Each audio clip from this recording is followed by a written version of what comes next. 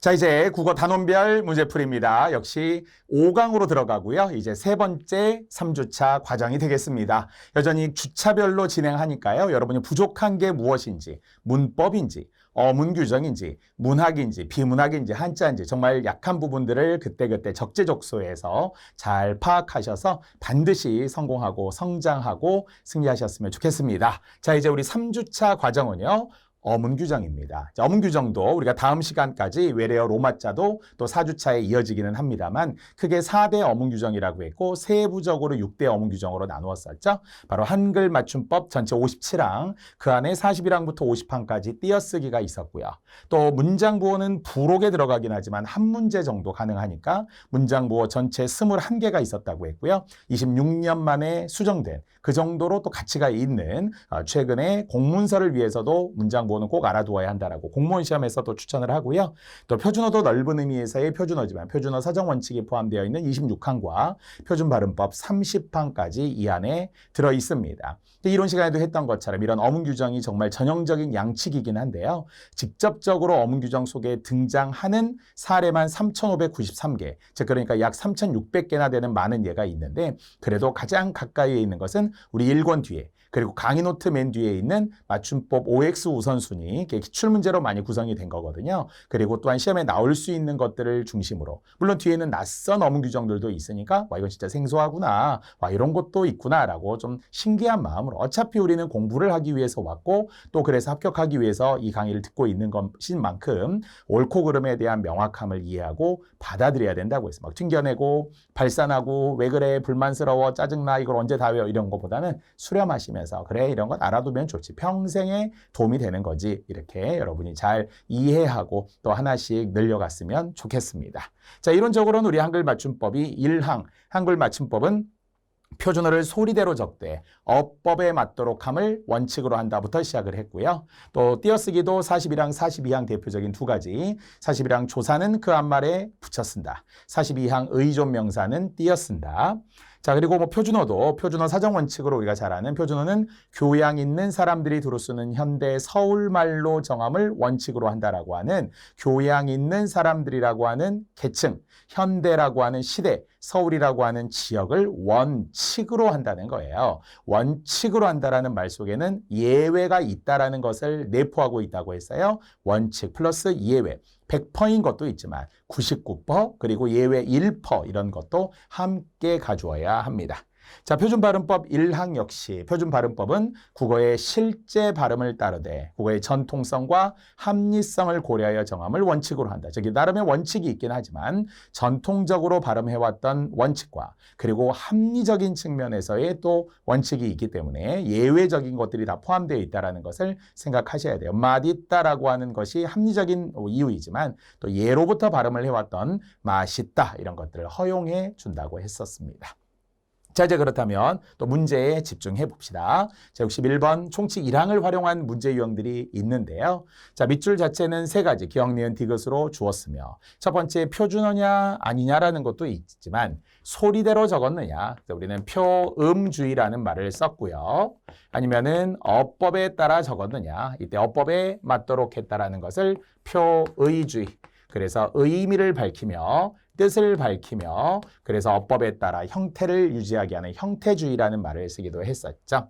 그래서 아무거나 좋지만 뭐 소리대로 적는 것 중에서는 아름, 마개, 보니 벌써 틀렸죠. 얘는 소리대로 적었다면 보니 이렇게 적었어야 된다라는 거예요. 맞춤법에 맞았냐 틀렸냐라는 것을 묻는 게 아니에요. 맞춤법으로 말한다면 얘는 소리대로 적었지만 얘도 또 우리가 틀린 거잖아요. 언덕, 배기, 뚝, 배기 하듯이 기억 비읍 받침 다음에 나와야 하는 거니까 표준어로 보면 맞는 것이기는 한데 세 가지는 맞고 얘는 맞춤법은 틀린 거고요. 다만 소리대로 적었다 그러면 이렇게 딱 두 가지가 되어서 뭐 하나에 딱 꽂히면 답을 쉽게 좁힐 수 있겠군요. 또 그런 의미에서 보면 표준어인 것만 따져도 따구리 역시 같은 소리, 겹쳐나는 소리가 오면 적어야 됐던 같은 글자로 적었던 우리 5항의 사례에 해당이 되고요. 또 닐리리야 닐리리 만보는 맞는 거죠. 어법에 따라라고 해도 되죠. 소리는 자음 플러스 이는 이로 발음하기 때문에 닐이라고 적어야 되지만 닐리리야 닐리리 만보하는 의성어에서 의의 형태를 쓰게 되는 것 맞습니다. 자, 덧저고리에서 역시 시옷으로 적어야 되는 접두사 덧이라고 하는 덧붙이다, 덧대다라는 의미의 접두사 덧이어야 되므로 성장 률이라고 하는 것은 맞아요. 한자어 뒤에 률 맞아요. 그래서 한자어 뒤에는 률을 적고요. 하지만 또 모음이나 니은 다음에 율열, 나머지 자음 뒤에 률열이죠. 이게 한자어와도 관련이 되는 두음 법칙이면서 동시에 특별한 조건이 따로 있었어요. 모음이나 니은 다음에는 율열, 그러나 나머지 한자어, 그래서 이응이 왔다라는 점에서 나머지 자음 받침 뒤에는 률열을 적는다라는 건 말이죠. 그래서 결과적으로 벌써 이 두 개만 가지고도 답이 2번이 나왔다는 것. 단 뒤에서도 이제 어법이니까 소리대로 적었다면 시키다이지만 이게 일을 시키다의 시키다인지 아니면 뜨거운 것을 식혀서 먹어야죠. 식다의 사동접사. 오늘처럼 말하면 목적어가 있는 거잖아요. 국을 식혀서 먹어야 돼요. 아니면은 찌개를 너무 뜨거우니까 식혀서 먹어야 돼요. 이런 거 하잖아요. 이것이 식히다가 되겠습니다. 그래서 어법에 따라 적었다는 것을 알 수 있겠죠. 하지만 맞춤법 자체만 놓고 보면 지금 틀린 것들이 딱따구리가 틀렸고 덧저고리가 틀렸고 나머지 틀린 거로서는 맞춤법은 딱 이렇게 두 가지 정도가 맞춤법은 틀린 거고요. 만약 아까 세 개까지 언덕베이까지 3개 틀린 거고 하지만 이제 소리대로냐 어법이냐라는 조건에 따지자면 무덤은 소리대로 본인은 어법에 따라 적은 것이죠. 이런 정도에 대한 성격의 차이가 있을 수 있어서 나머지들도 모두 고쳐보았습니다. 자, 전체는 어차피 맞는 표기들인데요. 1번 같은 경우도 니은의 아름이라고 하는 것은 안따에서 비롯된 의존명사 한아름, 이렇게 선물을 한아름 사왔어요. 꽃을 아름, 두 아름이라고도 합니다. 관형 앞에 수관형사를 포함해서. 자, 그리고 갈음이라고 하는 것도 57항에 나오는 것처럼 교장 선생님의 말씀을 갈음하겠다, 대신하겠다, 또는 뭔가 교체하다, 새 책상으로 가름하다 할 때 갈음을 어법에 따라 적은 거죠. 이것은 소리대로 적은 가름이라는 거하고는 다르다고 했어요. 편을 가르다에서 비롯된 가름, 2대8 가르마 할 때 쓰는 가름의 형태를, 원형을 잘 보면 가르다에서 왔고 얘는 갈다에서 왔으니까요. 자, 이렇게 조건들에 모두 맞는 것을 찾는 문제 2번이 되겠습니다. 자, 2번이고요. 다음에 이름과 발음이라는 문제의 의도는 무엇인가요? 다를 수 있다라는 예외가 있을 수 있다는 게 있었던, 또한 더불어서 최세진의 훈몽자회 당시, 그래서 1527년 16세기에 자모의 명칭을 처음으로 붙였는데 한자를 빌려다 적다 보니까 우리가 아는 어떤 원칙적 발음과는 좀 다른 경우가 있었다고 했어요. 저는 디귿 그리고 지읒부터 끝까지, 지읒부터 끝까지라는 것은 지읒, 치읒, 키읔, 티읒, 피읒, 히읗까지를 말하는데요. 이게 발음상 예외. 그래서 이라는 모음으로 시작하는 조사를 넣었을 때 디귿이, 지읒이, 키읔이, 티읒이, 피읒이, 히읗이라는 연음이 아닌 특이하게 발음하는 경우들이죠. 근데 실제로 우리가 발음해보면 알기 때문에 엄청 부담스러운 건 아니에요. 다 외우지 않아도. 자, 그래서 아까처럼 예외에 해당하는 것이긴 한데요. 키읔이, 키읔을 이렇게 기역 발음이 난다는 거예요. 연음하면 키읔키, 키읔클 원래 이랬어야 되는데 말이죠. 자, 그런데 키읔만까지는 과정으로는 맞네요. 키읔 자체가 이제 자음 조사가 왔기 때문에 모음 형식 형태에서 오지 않아서 음절의 끝소리가 1단계에서는 있었어요. 하지만 다시 최종 단계로 가게 되면 키응만 이렇게 2단계에서 비음화가 이루어져야 하잖아요. 비음이 아닌 소리가 비음을 만났죠. 미음을 만났다는 거예요. 기역이 미음을 만나서 이응으로 변하게 된 것이 독립을 독립이라고 발음하는 거하고 똑같은 원리라고 생각해도 되겠습니다. 그래서 결과의 발음이어야 되는데 과정의 일부만 나왔기 때문에 적절하지 않은 것은 3번이 되네요. 다만 예외라고 했어요. 치읒체가 아니라 치읒에 이렇게. 역시 예외라고 했어요. 디귿을이 아니라 디귿을 이렇게. 티읒의 이것도 마찬가지로 원래는 둘 중에 하나잖아요. 관형격 조사 의가 왔기 때문에 티읒에 이렇게 우리 이야기하는 게 아니고요. 티읒 그래서 맞는 거예요. 맞는 거니까 치읒에 디귿을 예외적으로 티읒의도가 되지 않고요. 이게 허용까지 포함하는 거라서 원칙으로 가면 티읒의 원래 이래야 되겠죠. 티읒의 특징 그리고 의가 원칙, 애가 허용이었던 관형격 조사 의와 관련된 부분입니다. 자, 그래서 키읔만으로 고쳤다라는 것, 자모의 발음이에요. 물론 조사 없이도 두 가지는 주의하라고 했던 키읔, 티읕 이런 건 우리가 이제 흔하죠. 지금에 와서 티귿 또는 키역 이런 분들은 거의 없을 거예요. 키역, 티읕은 잘 알고 있고요. 다만 조사 중에 자음 조사가 왔느냐, 모음 조사가 왔느냐에 따라서 달라질 수 있다라는 거. 이게 원칙과 허용이 있기 때문에 관형격 조사 의는 의로 발음하는 것이 원칙, 애로 발음하는 게 허용이라는 것을 두 가지 동시에 기억하시기 바랍니다. 자, 63번으로 갑니다. 자, 표기가 바르지 않은 것이었는데요. 이게 이제 일종의 두음 법칙과 좀 관련이 되는 부분이기는 해요. 다만 두음 법칙 중에서도 고전에서는 두음 법칙과 상관없이 니은을 썼는데 이응으로 바뀐 순우리말도 있고, 하지만 현대 한글 맞춤법에서는 한자어에 한해서 첫 소리에 니은이 올 수 없는 게 원칙인데, 첫 소리에 리을이 올 수 없는 것이 원칙인데 또 예외도 있었어요. 이런 것들을 복합적으로 알아야 되다 보니까 의외 오답들이 있더라고요. 그래서 바르지 않은 것은 4번. 사실 그 영화 제목이었거든요. 이마 그 강을 건너지 마오. 하지만 맞춤법으로는 틀렸다라는 거예요. 그래서 예전에는 이것이 옛말로, 사전론적으로 보면 이것은 임의 옛말이라고 되어 있는데요. 문제는 옛말인데 어떻다고요? 표준어는 아니라는 이야기죠. 맞춤법에 맞는 건 아니라는 거예요. 우리가 옛말이라고 해놓고 맞춤법에 맞지 않는 예가 있긴 있었잖아요. 예를 들어서 예전에는 많이 썼던 애달다. 우리 문학적으로 엄청 많이 나오는 단어입니다. 하지만 이것은 고어로 처리해서 표준어가 아니라고 했어요. 애달다라고 하지 않고요. 애달프다 이렇게 고쳤던 것이 우리 한글 맞춤법에 보이죠. 오얏이라는 것 대신에 보통 우리는 아직도 오얏리, 오얏나무 이렇게 이야기한단 말이에요. 하지만 표준어는 자두가 되는 거니까 표준어로서 또 한글 맞춤법으로서 여러분이 알아야 되는 거예요. 그래서 니마 그 강을 건너지 마오가 아니라 이마 그 강을 건너지 마오 이렇게 고쳐야 된다는 거예요. 그래서 한용운의 대표적인 시집, 유일한 시집인 임의 침묵이라는 것도 1926년에 썼던 이것조차도 사실 맞춤법에는 안 맞는 거죠.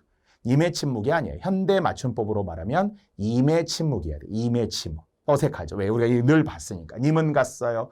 사랑하는 나의 님은 갔습니다. 아, 사랑하는 나의 하잖아요. 근데 이거는 맞춤법에는 안 맞다는 거죠.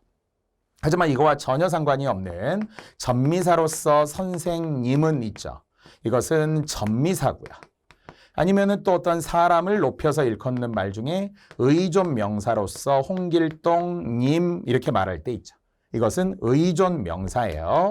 그래서 사람을 높이는 거잖아요. 이게 의존 명사라는 것은 무슨 말이냐면 혼자서는 올 수 없다라는 거예요.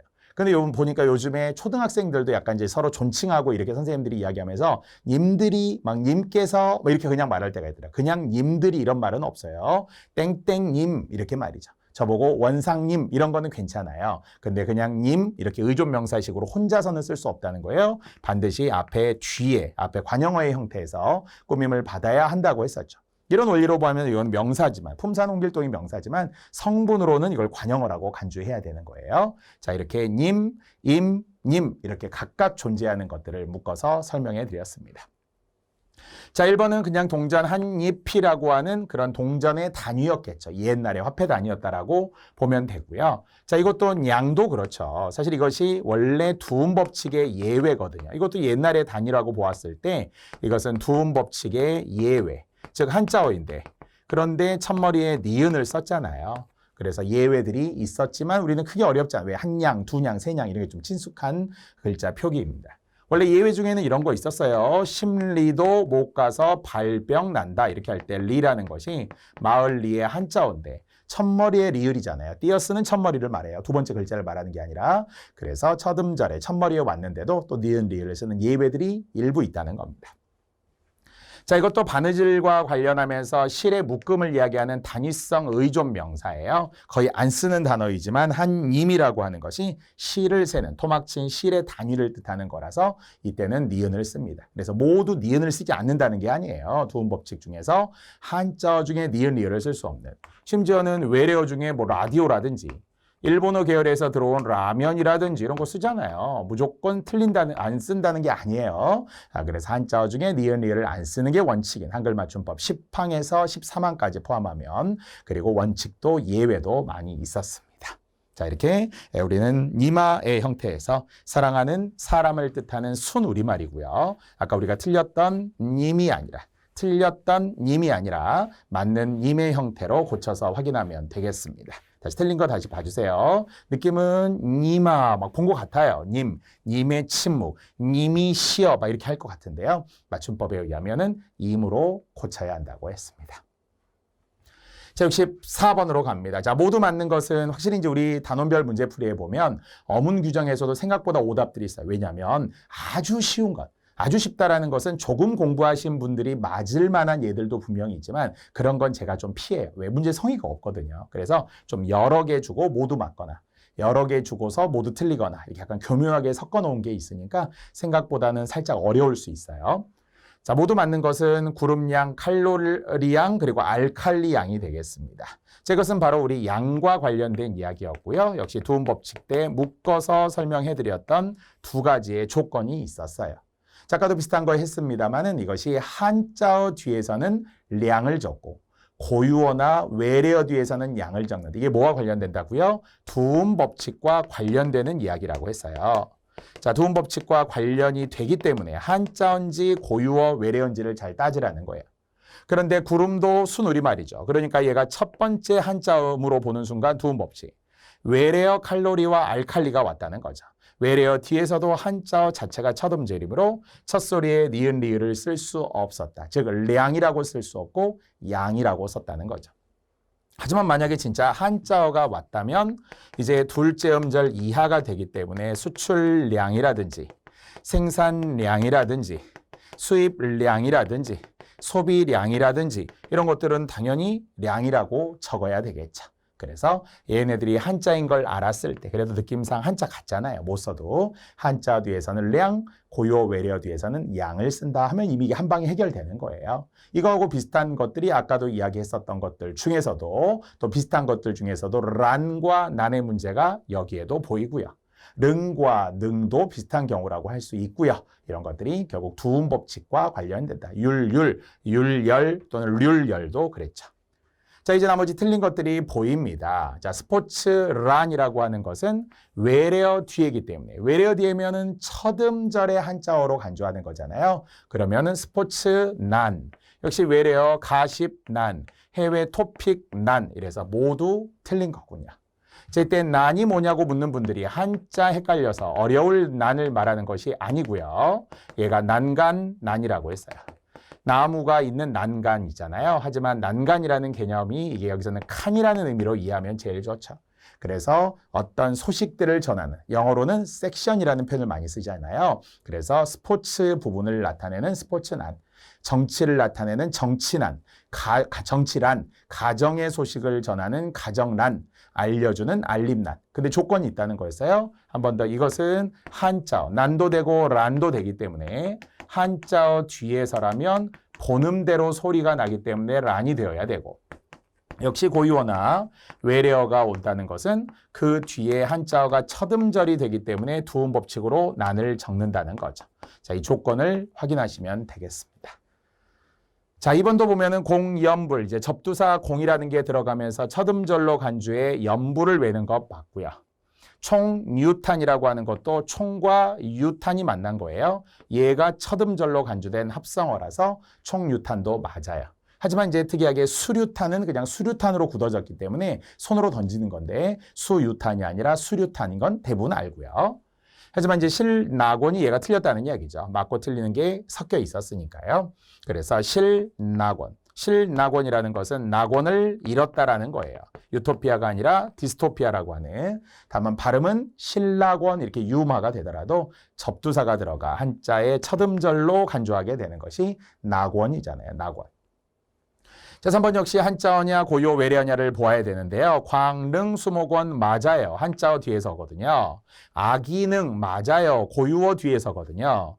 하지만 태릉이 되어야 되겠죠. 태릉 국가대표 선수촌. 과거에 지금 진천으로 옮겨갔지만 그런데도 태릉 선수촌이라고 이야기한 분들이 있어요. 한자어 뒤에서입니다. 큰 능이라는 거죠. 그래서 다시 한번 한자어 뒤에서는 릉.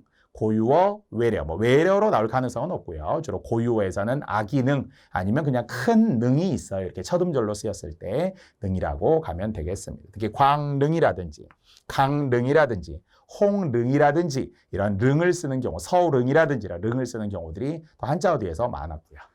자, 그래서 틀린 것들 포함해서 고쳤습니다. 1번은 3개 다 틀렸고요. 자, 2번은 제일 뒤에 실낙원, 3번에 태릉으로 표기하고 발음도 퇴릉으로.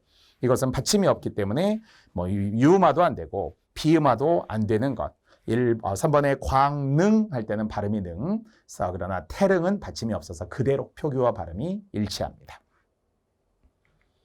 우리 많이 했던 것들이에요. 자, 65번입니다. 65번은 우리 한글 맞춤법 규정으로 말하면 13항 겹쳐나는 소리와 관련된 규정입니다. 자, 겹쳐난다라고 하는 것은 두 가지였는데요. 겹쳐나면 그대로 써라 이런 것도 있었고요. 하지만 또 두음 법칙에 따라 첫 음절만 두음 법칙, 둘째 음절은 본음대로 적었던 이것을 약간 예외처럼 설명하긴 했거든요. 그래서 이게 모두 맞는 것으로는 정답 2번. 자, 이번에 하나는 쌉쌀하다, 겹쳐나는 소리예요. 기역 비읍 받침이 오더라도 겹쳐나는 소리에 쌉쌀하다, 아니면은 뭐 씁쓸하다, 딱따구리 이런 것들이 다 겹쳐나는 소리와 관련됩니다. 자, 반면 두 번째 냉랭하다라는 것은 차가울 냉자를 한자로 다 써요. 그런데 하나는 두음 법칙에 의해 하나는 본음대로 적었다는 거죠. 하나는 냉 앞에 왔으니까 냉 음료, 냉 커피 이런 거 할 때 차가울 냉이잖아요. 냉탕, 온탕 하는. 그래서 앞에는 두음 법칙, 둘째 음절은 본음대로 적었죠. 분위기가 냉랭하다 이렇게 했다라는 거죠. 많이 차갑다는 거. 자, 그런데 이제 어떤 것은 맞고 어떤 건 틀렸는데요. 쓰싸, 쓰싸가 역시 앞에 우리가 다 된 소리, 오항과 관련되면서 비슷한 소리가 나왔다고 보는 거예요. 그래서 쓱싹, 쓱싹으로 가야 되기 때문에 얘를 모두 된 소리로.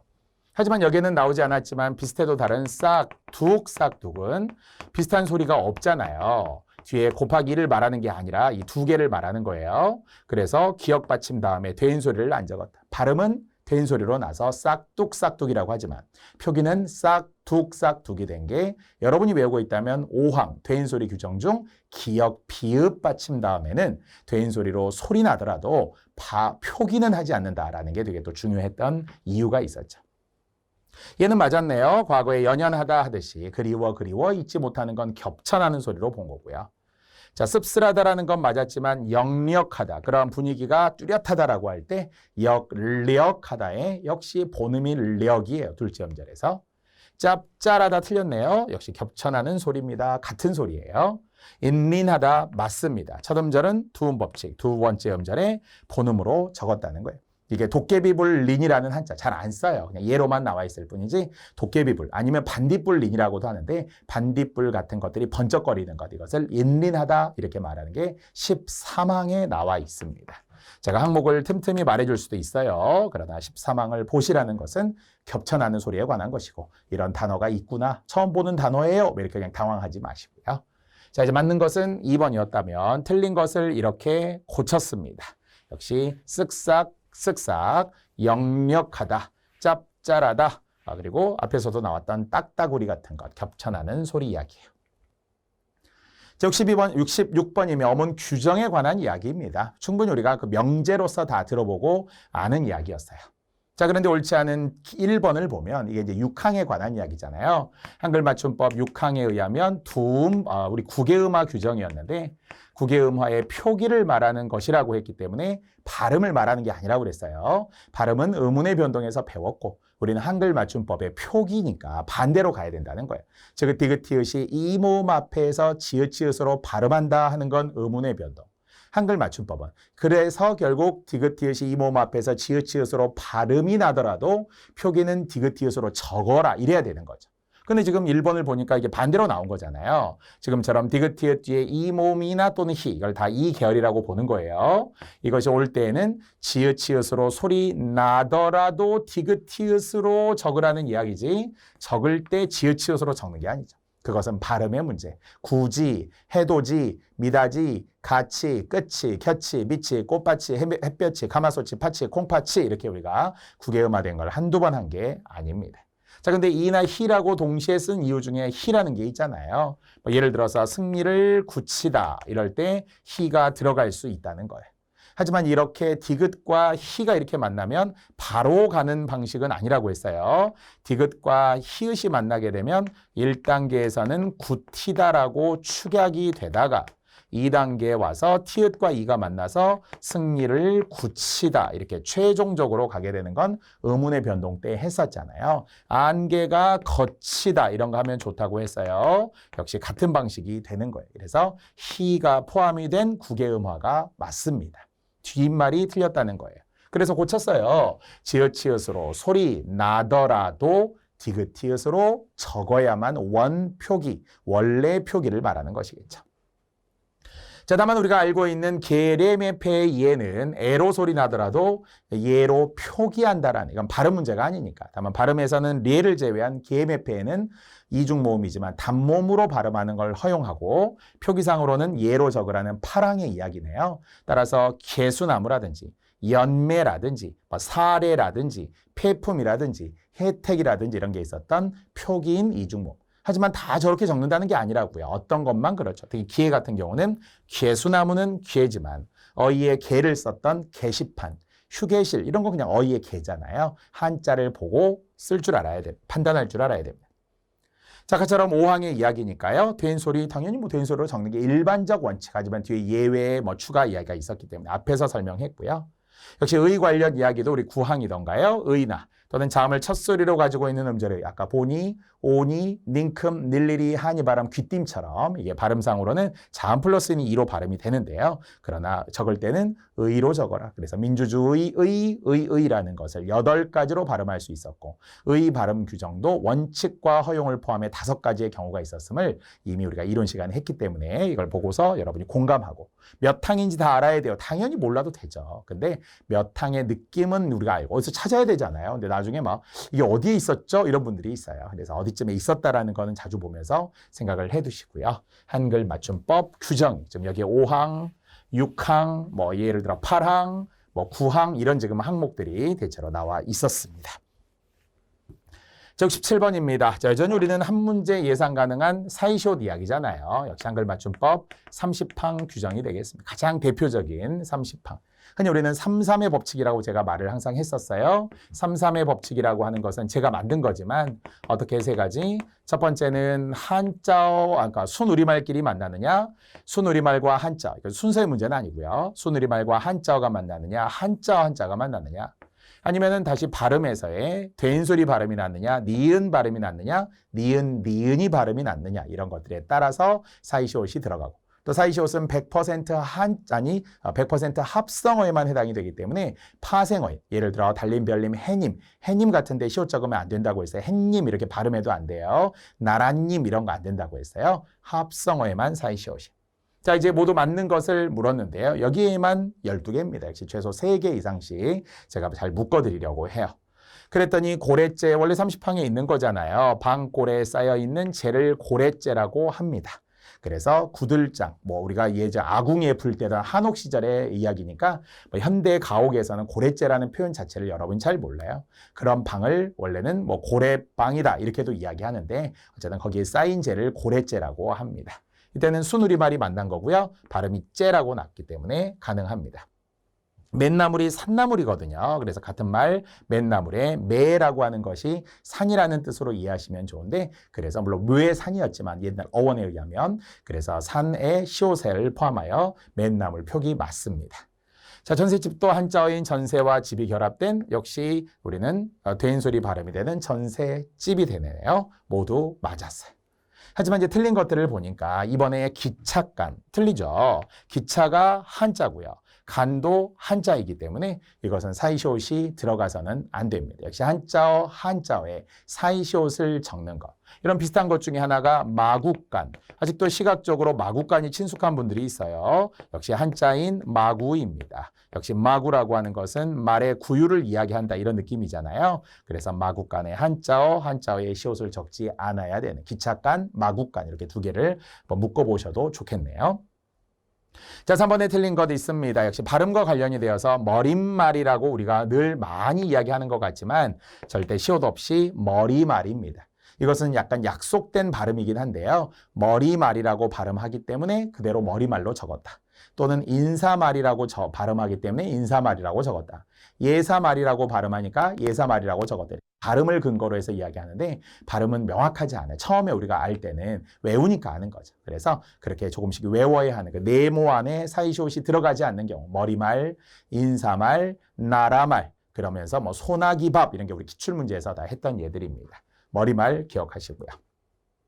자, 아까 이야기했던 나라님 하면 안 된다고 했네요. 역시 두 가지 이유에 님은 전미사니까 파생어에는 시옷이 안 들어가. 발음에서도 나라님 이렇게 하라는 거죠. 그래서 역시 해님과 나라님을 제가 두 개를 꼭 묶어서 많이 설명해 드리는 겁니다.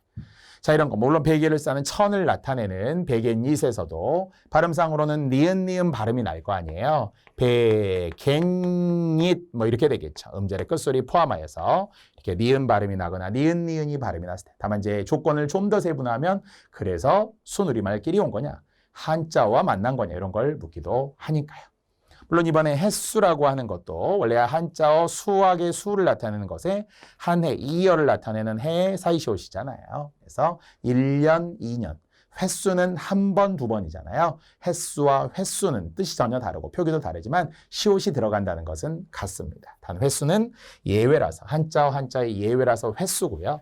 횟수는 순우리말과 한자어가 만나서 횟수가 되겠습니다. 공부한 지 횟수로 몇 년 됐느냐 이래야 돼 있죠. 근데 횟수로 몇 번이야 이러면 안 되죠. 횟수로 몇 번은 없고요. 횟수로 몇 번, 횟수로 몇 년.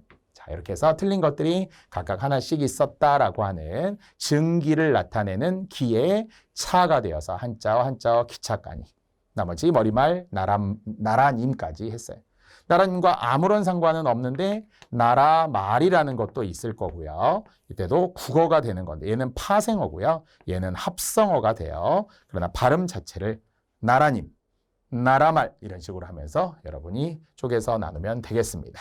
또 이거와 다른데 나란일 또 이럴 때는 일이네요. 사이시옷이 들어가면서 발음상 니은 소리가 덧나는 나란일이 있고요. 나라님이 있고요. 나라말이 있어요. 이렇게 나라로 시작하는 거지만 이게 다 각각의 이유들이 다릅니다.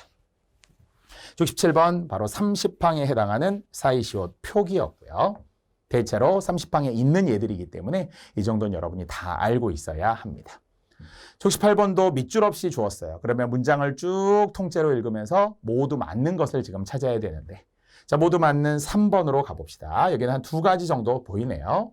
홀몸이 되신 우리 어머니를 업신여기고 낮잡아 보기만 해라. 뭐 이런 식의 문장이에요. 일단 홀몸이라는 것은 이미 우리 앞에서 혼몸이라는 거와 구별해야 됐던 한글 맞춤법을 기억하실 겁니다.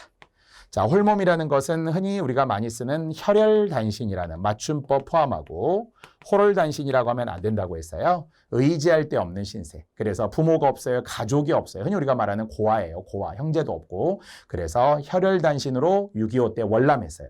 그는 6.25 전쟁 때 가족을 잃고 홀몸이 되었어요. 이런 게 혈혈단신입니다. 이걸 호롤단신이라고 하면 절대 안 된다고 했습니다. 반면 혼몸이라는 것은 임신하지 않은 몸. 따라서 임신하지 않은 몸이라는 것을 보통 우리는 혼자인 것이긴 한데 혼몸도 아닌데 조심해라 이렇게 하라고 했어요. 혼몸도 아닌데 조심해야지 홀몸도 아닌데 조심해 이러면 절대 안 된다고 했었죠. 혼몸과 홀몸의 차이. 둘 다 접두사예요. 홀도 접두사, 홀도 접두사이긴 한데 의미는 완전히 다릅니다. 자, 그러니까 내용을 보니까 홀몸이 되신 우리 어머니를 그러면 이제 가족을 여의고 혼자 있다라는 말이네요. 맞아요. 임신했냐 안 했냐 이런 말이 아닐 거 아니에요. 그래서 낮게 본 것을 낮잡아 보다라고 하죠. 그래서 3번은 모두 맞습니다. 하지만 나머지 틀린 거 찾아볼까요? 그는 골병이 들었는지 얼굴이 시커멓고 맞고요. 겉늙어 틀렸네요. 이 57항 이야기군요. 역시 구별해야 할 단어 중에 겉잡다 할 때 디귿이냐 티귿이냐 이런 거 우리 공부한 적이 있잖아요. 그러면 겉늙어는 겉으로 보니까 늙었다는 이야기죠. 그래서 겉늙어 보였다라는 거예요. 다만 겉잡다가 디귿 받침인 겉잡다는 겉잡을 수 없는 붙들어 잡다는 말. 겉잡아 100명 그렇게 티읕 받침을 썼을 때는 겉으로 보았더니 100명쯤 되더라. 겉잡아서 할 때 겉잡아가 시험에 티읕 받침으로 잘 나오죠. 자, 반면 1번의 시커멓다라는 것은 역시 꺼멓다, 까맣다, 커멓다 이런 것들이 다 맞긴 하나 앞에 접두사의 모양은 달라야 되겠죠. 세셋 시쉿 중에 말이에요. 그래서 거센 소리가 왔기 때문에 시옷이 들어가면 절대 안 되고 또한 어의 음성 모음이 왔기 때문에 이의 형태를 역시 중성 모음이지만 음성에 가깝게 쓰게 된 거죠. 다만 이것을 틀리게 되면은 새, 커멓고 이래도 안 된다라는 거고요. 커먹고 이래도 안 된다라는 이야기죠. 까맣다, 카맣다 또는 꺼멓다, 커멓다 이런 것들을 지금 다 맞게 주기도 합니다. 뒤에 하나가 틀렸다는 거고요. 자, 이번엔 며칠, 어떤 경우에도 100% 며칠이라고 했기 때문에 소리대로 적는 며칠만 맞고, 그러나 몇일, 며칠 이렇게 쓰는 건 아예 다 안 된다고 했어요. 그리고 실증, 여기 하나 틀렸네. 실증은 싫어하는 증을 나타내는 합성어로 우리 공부한 적이 있었던 싫다의 리을, 히읗으로 고쳐야 되겠네요. 끝장에 뒤에 있는 뭐 이렇게 쓰겠죠. 자, 4번에서 머리에서 머릿니를 잡아, 머릿니, 머리에 있는 이를 뜻하는데요. 이것은 니은이 첨가된 니라고 했었죠. 그래서 원래 우리가 이라는 것이 독립적으로 쓸 때는 그냥 이기는 하지만 합쳐지면서 니로 바뀌는 치아와 벌레 두 가지 모두 해당이 되고요. 치아일 때야 윗니, 아랫니, 송곳니, 여금니 이런 게 다 니죠. 대신에 머리에 있는 이 벌레를 나타내는 이것도 머릿니, 니은이 첨가되어야 합니다. 자, 보면 불이 나게 이런 거 맞겠죠. 원래는 불이 나게에서 온 말인데 이게 소리대로 적으면서 부사가 돼요. 부랴부랴 떠났다고 똑같은 거죠. 부랴부랴의 어원이거든요. 곧불이 코불에서 온 감기. 코에서 불났으니까 그게 곧불이라는 감기의 순우리말이 된 어원들처럼 불이 나게 원래는 소리대로 적지 않은 불이 나게 이랬을 텐데 예, 불이 나게라는 부사로 소리와 함께 표기도 바뀐 거네요. 자, 그래서 나머지 틀린 것들이 전부 하나씩 있었다는 거예요. 자, 1번에 건널거, 2번에 실증, 4번에 머릿니까지. 이렇게 이제 우리가 쭉 해나가면서 느끼는 거죠. 아, 내가 뭐가 부족하구나. 어문 규정이 어려워요가 아니라 어문 규정은 진짜 절대 시간에 비례하는데 한 번 해서 당연히 안 돼요.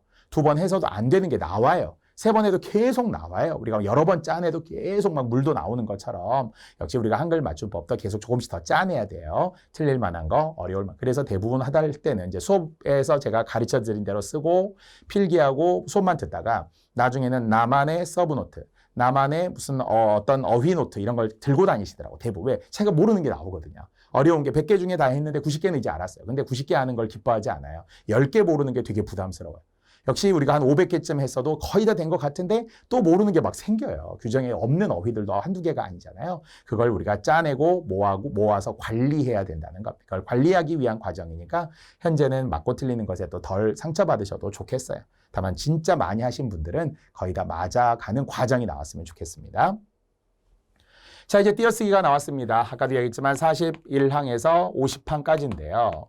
다만 이제 이것을 어떤 시험들, 우리 같은 이제 군무원 시험입니다만 군무원 시험에 의하면 원칙이냐 허용이냐도 구별하는 문제들이 있고요. 그래도 원칙 허용을 모두 합쳐서 그냥 맞고 틀리는 것으로 가면 원칙도 맞고 허용도 맞는 거죠, 뭐. 그래서 맞는 거냐 틀린 거냐, 뭐 원칙이냐 이런 거는 정확하게 알아야 할 필요가 있는데 그중에 우리가 알고 있는 규정 그대로군요. 단음절로 된 단어가 연이어 나타날 적에는 붙여 쓸 수 있다라는 가능성까지를 염두에 두어야 한다고 했어요. 46항에 있는 이야기입니다.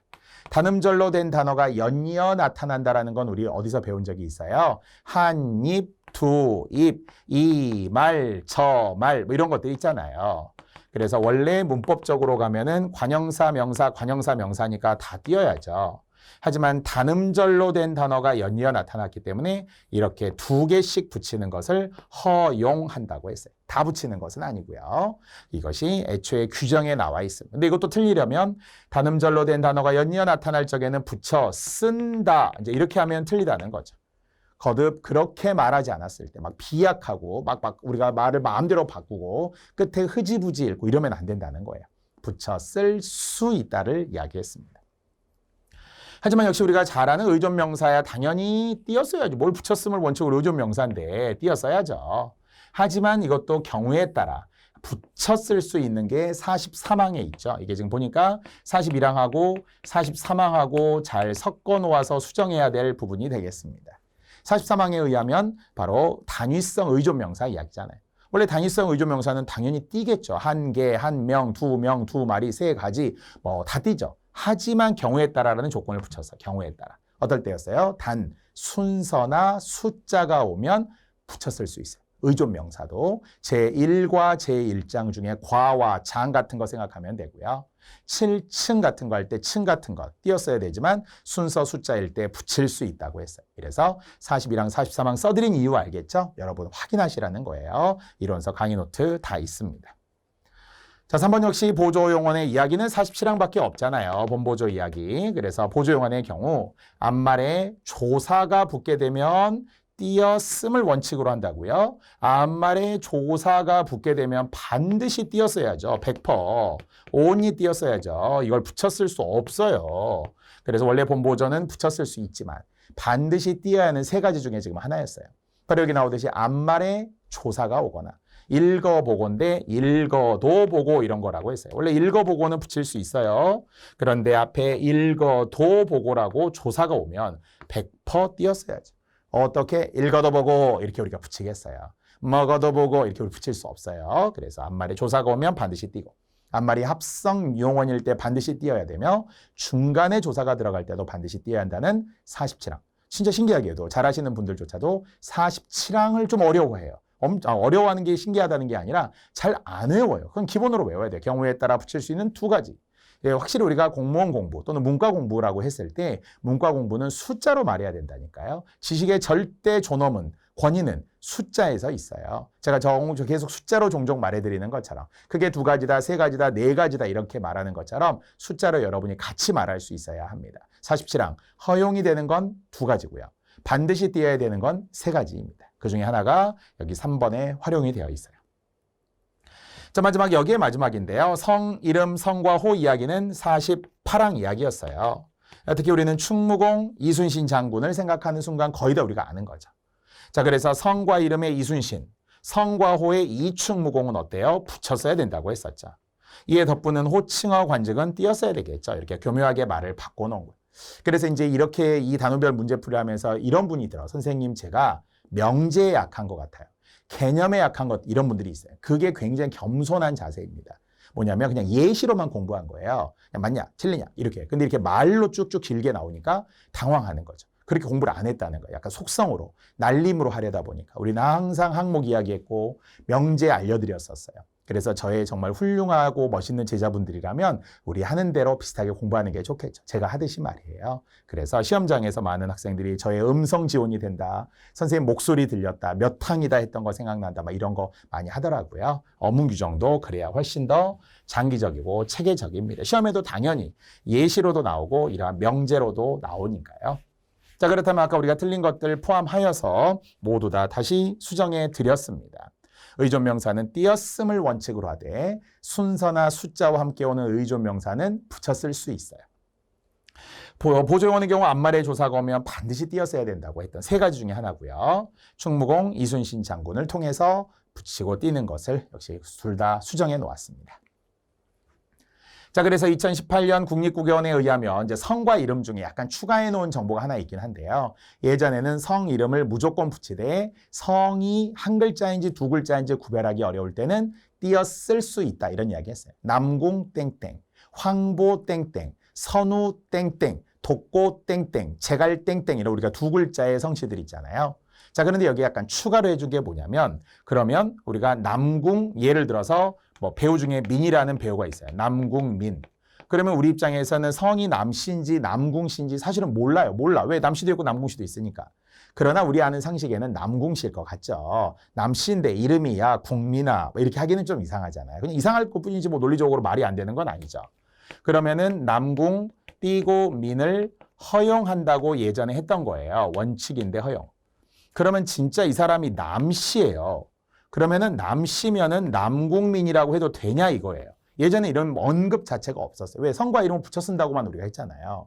근데 성과 이름을 띈 것 같은데 이게 구별하기 어려우니까 그러면 이런 것도 허용해 주자 이렇게 된 걸 추가한 거예요. 이런 걸 추가. 근데 시험엔 나올 것 같지는 않아요. 왜? 이러면 헷갈리거든요. 성과 이름을 띄어 쓴 것 같으니까. 그래서 여기처럼 경계가 모호할 때 아까처럼 선우진인데 선우씨라고 하면은 두 글자인 사람이고 만약에 선씨라고 한다면 선의 우진이라는 것을 허용해 준다 이렇게 했더라라는 거죠. 다시 추가 해설서에는 추가 제공한 것뿐이지 그러니까 꼭 알아야 하는 건 아닙니다. 다만 아까 48항에 의한다면 일반적으로 성과 이름 붙여라 이렇게만 나온 거고요. 성과 호 이충무공 붙여라, 이율곡 붙여라, 이퇴계 붙여라 이런 거 했잖아요. 자, 그래서 역시 띄어쓰기 관련 이야기들도 동시에 여러 예들과 함께 제가 설명했으니까 꼭 다시 한번 규정을 확인하시면 좋겠습니다. 자, 70번입니다. 띄어쓰기인데요. 자, 이제 어떤 느낌인지 알겠어요. 붙일 수 있느냐, 없느냐 이겁니다. 자, 그래 정답 2번에서 한 번 이야기 참 많이 했네요. 이번엔 내가 한 번만 기회를 줄 거야의 의미는 뭐예요? 두 번은 주지 않겠다라는 이야기죠. 세 번은 주지 않겠다라는 거예요. 그래서 횟수를 나타낼 때는 띄어야 된다고 했어요. 횟수를 나타낼 때는 띄는 거죠. 한 번, 두 번, 세 번 말이죠. 하지만 횟수가 아닐 때는 붙이라고 했어요. 그게 바로 우리 많이 쓰는 밥 한 번 먹자 할 때 한 번, 이번에 시험 한 번 치러 봤어요. 이런 기회 있을 때 아니면 시험 삼아 이렇게 쓰이는 새로운 의미가 되면 붙여 쓰는 한 번도 가능하다고 했습니다.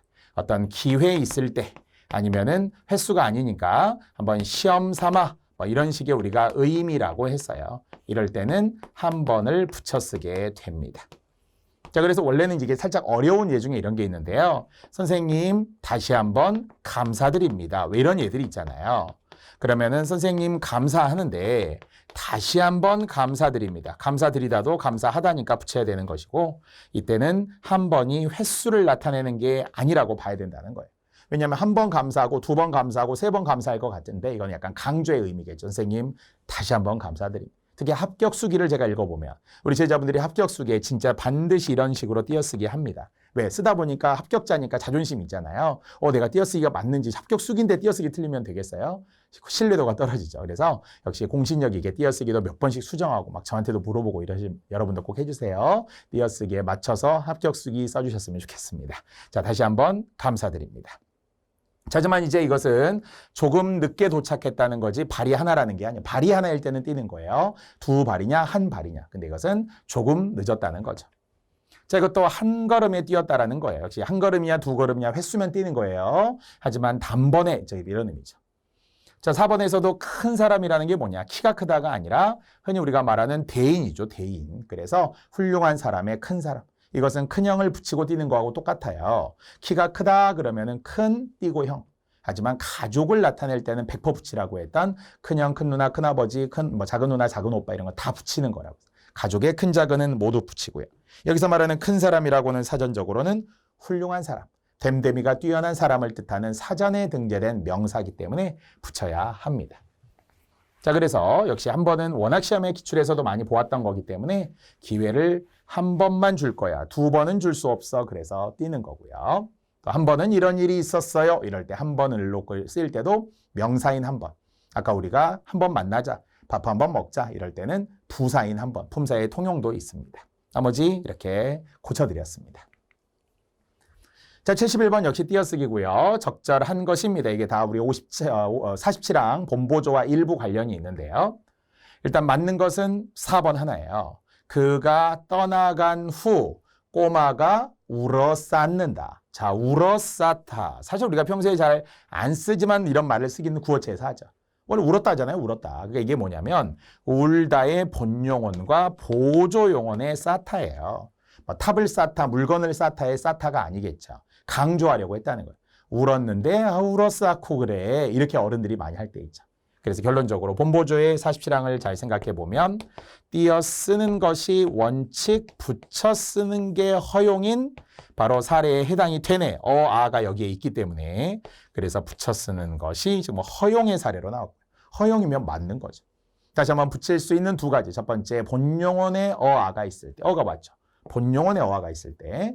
두 번째는 붙일 수 있는 경우가 특별한 보조용언. 그중에 1음절의 의존 명사와 하다나 싶다가 붙는 이렇게 말을 길게 했지만 예로서 떠올리면 훨씬 좋죠. 만하다, 듯하다, 듣씹다, 척하다, 체하다, 양하다, 성쉽다 이런 게 나오면은 다 붙일 수 있는 경우예요. 그렇죠? 이렇게 두 가지 경우 숫자로 말하라고 했습니다. 하지만 나머지는 모두 틀렸고요. 우리 2002년 월드컵 축구에 나왔던 꿈은 이루어진다. 이루다라는 말에 어지다라는 자체가 피동을 만드는 거잖아요. 그래서 얘 자체가 기본형이에요. 이루어지다가 기본형이라고 생각하면서 이루다의 피동형으로서 붙여야 하고. 자, 2번도 원래 47항과 관련이 되지만 본, 보조, 보조가 나온 경우거든요. 저거 둘만하다. 그런데 본보조, 보조가 왔을 때는 앞에는 붙일 수 있어요. 앞에는 붙일 수 있고요. 하지만 뒤에는 붙일 수 없죠. 보조끼리는 붙일 리가 없잖아요. 본보조만 우리가 붙일 수 있는 아가 여기에 있습니다. 그래서 2번은 두 가지 가능한 거예요. 다시 한번 적어 둘만 하다가 원칙. 적어둘 만하다가 허용이 되겠습니다. 물론 본용어도 3음절 이상이냐 2음절이느냐 이런 조건이 있기는 한데 뭐 그렇게까지 아직은 시험에 잘 나오죠 않고 우리 이론서에는 국립국어원에서 해설서로 추가해 놓은 것을 제가 넣었기 때문에 알고는 있으시고요. 그래도 어쨌든 적어 둘 만하다는 3어절이 원칙 본보조 앞에를 붙이는 걸 허용. 자, 3번이 아까 무조건 띄어야 했던 중간에 조사가 들어간 거죠. 원래 올 듯하다 그러면은 붙일 수 있어요. 하지만 올 듯도 하다, 뭐 할 만도 하다 이런 식으로 중간에 조사가 들어가면 반드시 띄어야 합니다. 자, 그래서 나머지 경우들도 모두 수정했어요. 자, 1번에 답은 물론 4번은 본보조기 때문에 띄어 쓰는 게 원칙, 붙여 쓰는 게 허용이라는 것을 알고 있으시고. 자, 1번부터 이루어진다. 2번은 원칙과 허용이 여기에 보이고요. 3번은 무조건 띄어야 되는 겁니다. 자, 이 예시들이 굉장히 좋은 거예요. 47항으로 잘 활용이 되는 경우들입니다. 자, 여전히 띄어쓰기 더 가야 되겠죠. 고난도에 많이 속해 있는 것이 띄어쓰기거든요. 자, 적절하지 않은 3번입니다. 자, 역시 우리 많이 했던 되다, 안 되다, 잘 되다, 못 되다 이런 거 되게 헷갈리잖아요. 대신에 차이는 이거라고 했어요. 되다의 반대는 안 띄고 되는 것이고 잘 되다가 붙였을 때는 반대가 못 되다다. 물론 그 이외에도 있기는 해요. 근데 일단 99% 이 틀로 아시면 이게 시작이에요. 띄어쓰는 안 되다냐. 아니면은 잘 되다의 반대인 안 되다. 잘 되다의 반대인 안 되다를 말하는 거고요. 못 되다라는 것도 원래는 뭐 좋다의 반대라는 거겠죠. 되다의 반대가 못 될 수도 있어요. 이거는 못 되다. 하지만 또 성격이 뭐 좋다 안 좋다를 뜻할 때 그런 느낌에서 못된 놈. 성격이 아주 못됐어. 뭐 이렇게 우리가 쓰기도 한다라는 거죠. 이게 반의 관계일 때 확실한 띄어 쓴다라는 거와 나머지로 이해도 대체로 좋아요. 자, 이것도 잘 되다의 느낌이어도 돼요. 자식이 잘 돼야 될 텐데 자식이 못됐어. 이렇게도 하거든요. 자, 그럼 이제 적절하지 않은 걸 이야기했던 이유는 뭐예요? 그 일이 된 게 못된 게, 된 게 못된 게 이 말이 아니잖아요. 잘 되지 않았다는 거군요. 따라서 그 일이 잘 됐어야 되는데 잘 된 것은 너의 정말 노력 때문이고 못된 것은 내 잘못인 것 같아요. 제가 또 그런 생각을 하거든요. 가르치는 입장에서. 학생들이 합격하면 다 여러분의 노력이고요. 여러분이 뭔가 혹시라도 조금 부족하고 결여된 건 내가 잘못 가르쳤나 봐. 좀 잘못해줬나 더 잘해드렸어야 되는데 이런 생각들 저도 하거든요. 자, 어쨌든 잘 되다 못 되다를 붙여야 합니다. 자, 하지만 이제 나머지는 모두 맞네요. 합격이 됐어 안 됐어? 안 된 거죠. 자식이 잘 돼야 됐는데 안 됐다는 거죠. 아무리 못해도, 이때 못해도라는 것은 적어도라는 뜻이에요. 적어도. 새로운 뜻이죠. 해도의 반대가 아니잖아요. 그래서 플러스의 뜻이라고 했어요. 반의 관계가 없을 때는 또 새로운 뜻들이 있어요. 못해도 100명, 못해도 10명 이렇게 우리가 이야기하죠. 그래서 역시 붙였느냐 띄었느냐의 전형적 사례들입니다. 지금에 와서 누구나 이야기하지만 지금은 틀려도 돼요. 사실은. 현재는 틀려도 되지만 미래까지 이어지면 안 된다니까요. 과거의 실패는 분명히 우리가 과거로 끝나야 되는 거지 이걸 가지고 미래로 우리가 이어가면 절대 안 되는 거니까요. 한 번은 실수, 두 번은 실패라는 말을 제가 항상 하곤 합니다. 자, 73번입니다. 자, 적절하지 않은 이제는 57항 이야기네. 구별해야 할 단어 63개와 지금 관련이 있고요. 자, 이제 정답 1번에 부딪히다와 부딪히다. 아직도 헷갈리는 분이 있어요. 딱 하나. 조사를 보라고 했어요. 화물차에 그랬을 때는 부딪음을 당했잖아요. 그러면 부딪히다에서 비롯된 과거 시제 부딪혔다. 그래야만 피동이라는 거죠. 그래서 조사가 뭐뭐에 부딪힌 거고. 하지만 부딪히다가 되려면 어떻게 해야 된다고 해서 두 개가 서로 세 개 박은 거니까 무엇과 A와 과 부딪히다 이렇게 하라고 했어요. 조사가 반드시 와과가 와야 해요. 부딪히다라고 말이죠. 그래야 과거 시제 부딪혔다가 되겠죠. 뭐뭐와 부딪히고 뭐뭐에 부딪히고 겠죠. 표기의 문제지. 발음은 그렇지 않죠. 발음으로는 이렇게 해도 우리가 부딪혔다 이렇게 발음하고 얘도 부딪혔다 이렇게 발음하니까 얼뜻 들으면 발음이 비슷하단 말이에요. 그거 똑같이 들리죠. 물론 발음은 정확하게 또 다르지만 자, 목숨을 바치다 주다 안 해도 돼요. 외상을 거뒀는데 거친다. 아까 우리 비슷한 거 했어요. 안개가 거친다 이라고 하죠. 외상값도 거치는. 한느라고와 한노라고라는 어미의 차이였는데요. 원인을 나타내는 공부하느라고 밤을 새웠어요. 물론 새우다도 맞는 거잖아요. 밤을 샜다 그러면 또 안 된다고 그랬어요. 밤을 새우다가 사동이니까 목적어와 함께 날이 새다는 자동사, 밤을 새우다는 타동사와 사동이 되는 거예요. 어쨌든 공부하느라고고요. 하지만 나름 한오라고 했다, 나름 한다고 했다 할 때는 저도 한오라고 했어요. 가장 위험한 함정 중에 하나라고 했어요. 나름 최선을 다했다. 진짜 온통 우리가 다 한마디로 모으면은 변명 아닌 변명밖에 안 되더라고요. 저도 나름 최선을 다했어요. 한다고는 했어요. 이랬지만 그러나 아쉽게도 우리가 당락이라고 하는 것이 뭐 보상받을 수 있는 게 없죠. 조금 열심히 했는데 아깝게 떨어졌는데 뭐 보상해주고 이런 게 아니잖아요. 그래서 반드시 여러분 합격하셔야 됩니다. 공부하느라고. 맞습니다. 그래서 딱 하나 칠판 보시면 부딪혔다라고 이렇게 고친 거죠. 조사하고 보라고 했어요. 뭐뭐에 부딪혔다. 자, 이렇게 표기와 발음이 비슷했던 부딪히다, 부딪히다가 있었고요. 비슷한 것 중에 닫히다와 닫히다도 있었어요. 다시 문을 세게 꽝, 문을 닫히다. 하지만 문이 바람에 닫히다. 피동 표현 말이죠. 조사 보시면 압니다. 자, 이제 74번, 75번 문장보로 마무리할 건데요. 거듭 21개의 문장보입니다. 이미 그 안에서 거의 다 나오게 되어 있어요. 사례도 거의 똑같습니다. 자, 적절한 것이었으며 정답 3번입니다. 하지만 3번의 사례는 원래 규정에 있는 건 아니고요. 제가 추가 설명에 있었던 거, 이론 시간은 했습니다. 이게 뭐예요? 대괄호. 자, 대괄호를 언제 쓰느냐? 물론 대괄호를 쓸 수 있는 경우는 총 3가지가 있었어요. 그런데 제일 많이 나오는 게 뭐였어요? 고유어에 대응되는 한자어. 다만 고유어에 대응되는 한자어라는 게 음이 다를 때라고 했죠. 손발인데 괄호 속에 수족이라고 들어가고, 낱말인데 괄호 속에 단어가 들어가고, 이럴 때 우리는 대괄호를 썼죠. 자, 이것은 고유어 한자어 문제만이 아니에요. 바로 영어가 왔을 때도 마찬가지라는 거죠. 물론 영어에 나오는 여러 국제 기구들, 조직들도 이니셜로 우리가 줄여서 쓰는데 국제 연합 교육 과학 문화 기구 뭐 길어요. 근데 우리가 뭐 줄여보니까 많이 알고 있는 유네스코라고 알고 있잖아요. 그래서 유네스코에 우리가 여러 가지 유산들이, 기록유산, 문화유산들이 등재되고 이런 거 하죠. 자, 그럴 때 이것은 음이 다르죠. 분명히 얘가 음이 다르기 때문에 대괄호를 쓰는 것이 맞는 것이었다라는 겁니다. 이것은 순서가 바뀌어도 돼요. 영어를 쓰고 이것을 이렇게 한글을 이 자리에 넣어도 되고요. 근데 만약에 진짜 유네스코라고 그러면 쓰고, 그리고 여기에 있는 것처럼 유네스코라고 영어로 썼다면 그러면 어떻게 해요? 이제 음이 같죠. 음이 같을 때는 소괄호를 쓰면 되겠습니다. 순서가 바뀌어도 다 맞다고 해서. 소괄호는 음이 같을 때, 대괄호는 음이 다를 때 이렇게 해야 된다고 했습니다.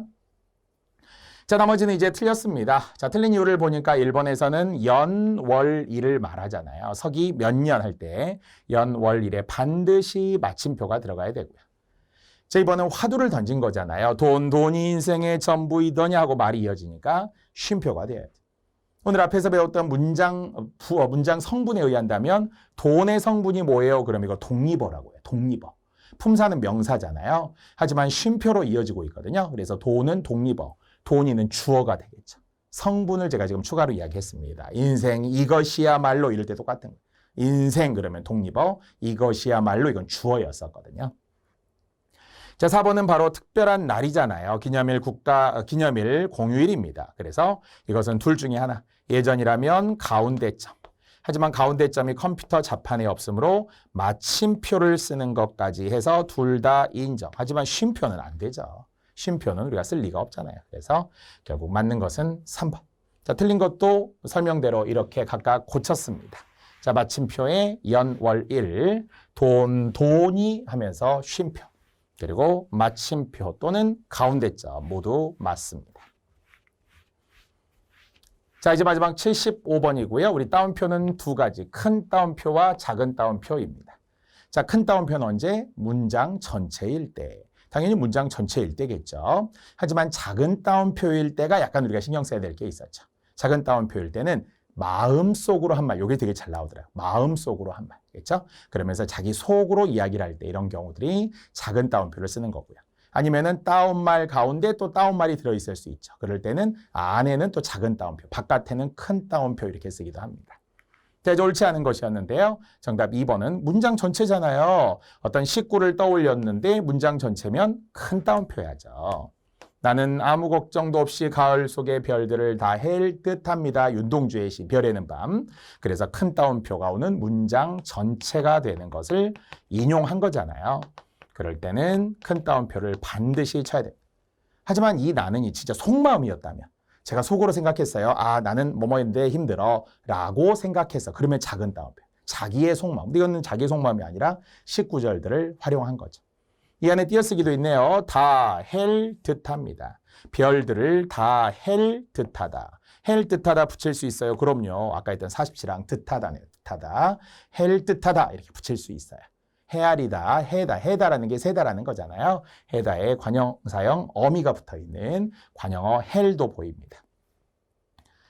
하지만 이제 마음속으로 생각했으니까 작은 따옴표 맞고 띄어쓰기에 하고 동사 하다가 온 거고요.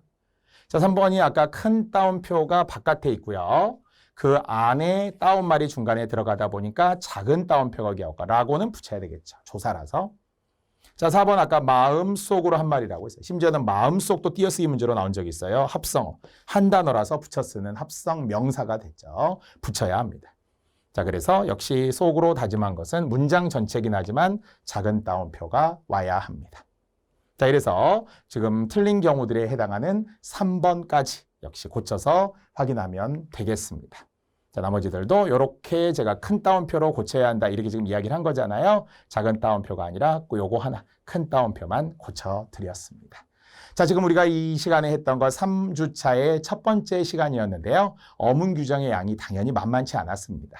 하지만 다시 손으로 꼽아야 합니다. 한글 맞춤법, 띄어쓰기, 문장 부호까지 물론 뒤에서도 단수 표준어, 복수 표준어들이 포함되고 표준 발음법들이 이제 쭉 문제로 이어지게 될 거니까요. 현재 기준으로는 한글 맞춤법 그리고 띄어쓰기 상당히 많이 강조했고요. 어려운 것들 중심으로 했습니다. 쉬운 거 거의 안 냈어요. 우리가 뭐 뿐이라든지 만큼이라든지 이런 거 우리가 엄청 쉬웠던 10대 띄어쓰기 있잖아요. 일부러 안 냈습니다. 그 정도는 여러분이 다 맞을 거라고 생각을 하고 그 다음을 보는 거죠. 미래를 보는 겁니다. 문장 부호까지 이 시간에 마무리했고요. 잠시 후에 한 번 더 3주차 이어가겠습니다.